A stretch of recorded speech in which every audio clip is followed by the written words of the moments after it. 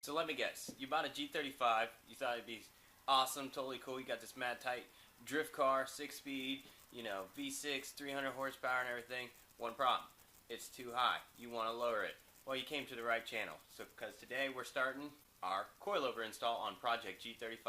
So you can follow along with me and I can help you out in that situation, and we can get you low as you want to go.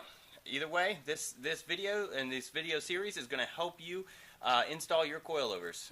The coilovers I'm using and going to be installing are the TN Basis Z. They are a OEM type coilover.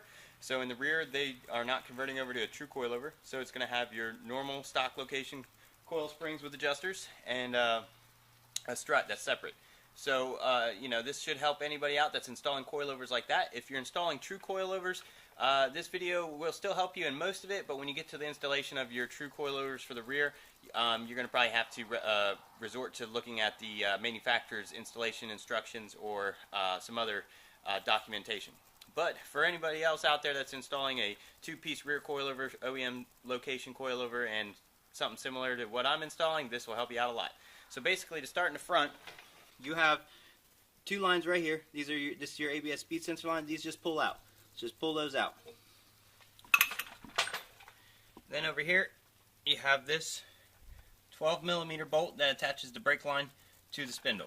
We're going to remove that. Now that that nut is removed, you're just going to pull your brake line off. You can set your bolts anywhere, you'll know where they're going to go. Alright, so after that, you're going to come down here to this nice little bracket down here. So this is your lower strut mount bolt. This is where your strut attaches to the spindle and everything. And this is a bracket. This whole thing is a bracket. You're going to remove this 14mm and these two 14mm. If I can get them in here. One here and one here. Both these and this one have to come off, and this center nut off the shock. Once you do that, you're going to pull this bracket off, and we'll go to the top of the vehicle and we'll remove them from there.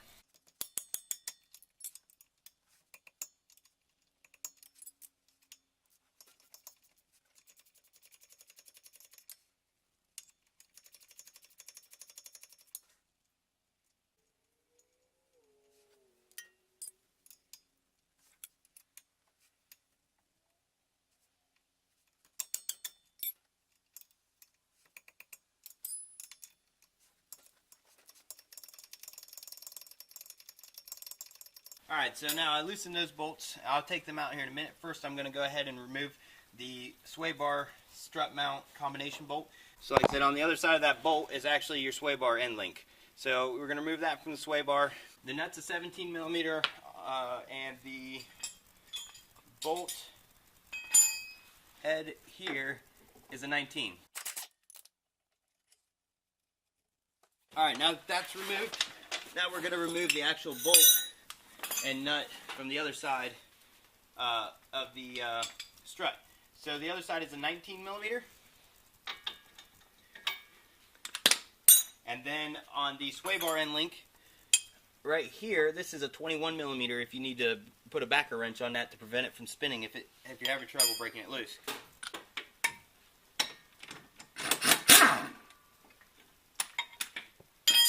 Alright, so now we got our sway bar end link slash strut bolt out. So now the strut is basically loose. You got your anti-skid or speed sensor wires out. You got your brake line off. So now we're going to move up top. Alright, so now that we're up top, we're going to move this bolt, and this bolt. Hopefully you can see that well. So these three bolts have to come out. You don't have to worry about the center bolt. That'll come later when you actually dismantle the strut. Do not remove that now. So these are 12mm, so these three bolts need to come out.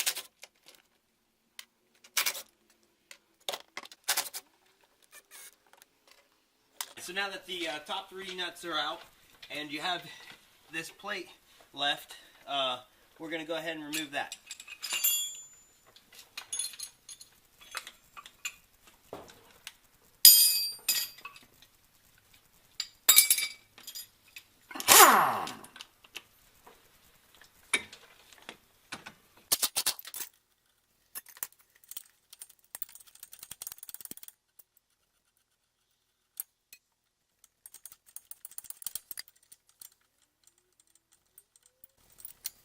Alright, now our bracket's off.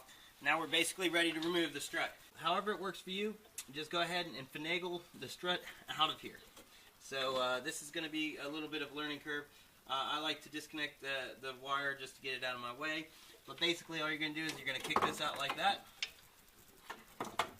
And then you're going to slowly try to feed this shock assembly out of the vehicle without damaging this brake line or anything else in your way. So just take it slow and you'll be able to remove it. That's how you remove a front strut on your G35. So now we're going to tackle the rear. Alright guys, so by now you probably have the fronts out, and I'm going to say good job. So yeah, that's half the process done, as in for removal. So now, you know what, we're going to go ahead and tackle the rears. Like I said earlier, the rears are not a McPherson design, so the coil does not sit on the strut like it does in the front. So what you're going to have to do is remove the strut, and then remove the spring bucket lower link from the spindle and the subframe. Excuse me. And then you're going to lower down the spring. So you are going to want to put a jack underneath the spring bucket, lower link, so you can support the tension of the spring, so it doesn't, so you reduce the risk of any injury. And then you're going to remove several bolts and lower it down, and the spring will come out. But first, we're going to go ahead and remove the strut. All right. So in order to remove the rear strut, so looking at this, this is your rear strut, this is your coil, and this is your spring bucket. Your spring bucket is bolted here with a bolt and nut, and then back here with an eccentric bolt and nut. So that is where you would install your aftermarket toe bolts, which we'll get to in a later video. But basically, so this is your coil spring. You're going to put a jack underneath this spring bucket to support its weight, and then you're going to remove this bolt and the bolt back there, and then lower it down. But first, we're going to remove this rear strut. That requires removing this 17 millimeter, and then up here, try to get some light. All the way up here, up in here, there's two 12 millimeter bolts that you have to remove. So you remove two 12 millimeter bolts up here, and this one 17 millimeter bolt right there, and then you can remove your strut. Alright, so we put our spring bucket mount, lower link, whatever, on the jack to support its weight. And then we're going to remove our strut bolt. Hopefully it's not too tight,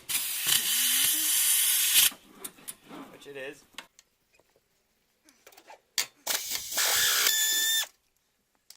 Alright, now that our lower strut mount, or mount bolt is out, I know you won't be able to really see this, but we're going to get up in here and remove these two 12 millimeter bolts. Not bolts, nuts.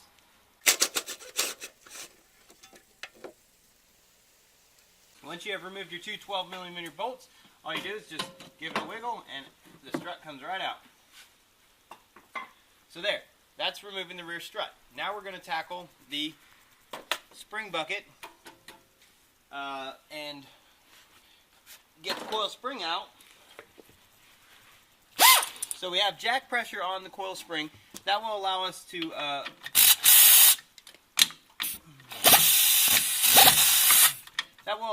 to maintain the spring tension, so the spring doesn't just push down as soon as we get the bolts out and cause, potential harm.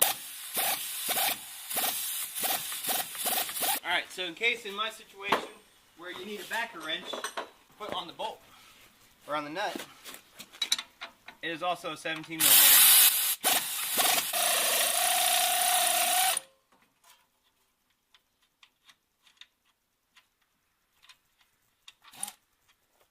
Alright, so now that nut's off, we got to move, grab my light, underneath the vehicle to remove this eccentric nut and bolt on this side of the spring bucket. So because of the location and everything, I use an impact in a short well 17 millimeter. The inside is a 19 millimeter on the bolt head, which is an eccentric bolt. So you want to make sure you rotate the nut and do not rotate the bolt and everything like that. The trick to doing this is to play with the jack placement to try to take as much tension off of this bolt and that bolt at the same time, or one by one, so that you can get the bolts out.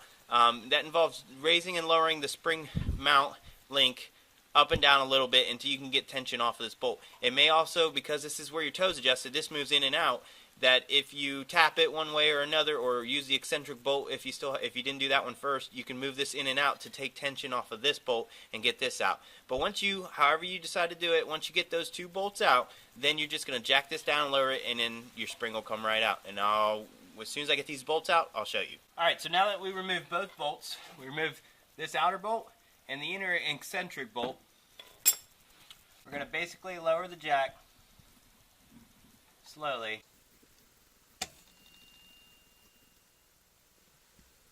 until that lower mount comes out. I'll stop here for a second and just shimmy that, and then boom.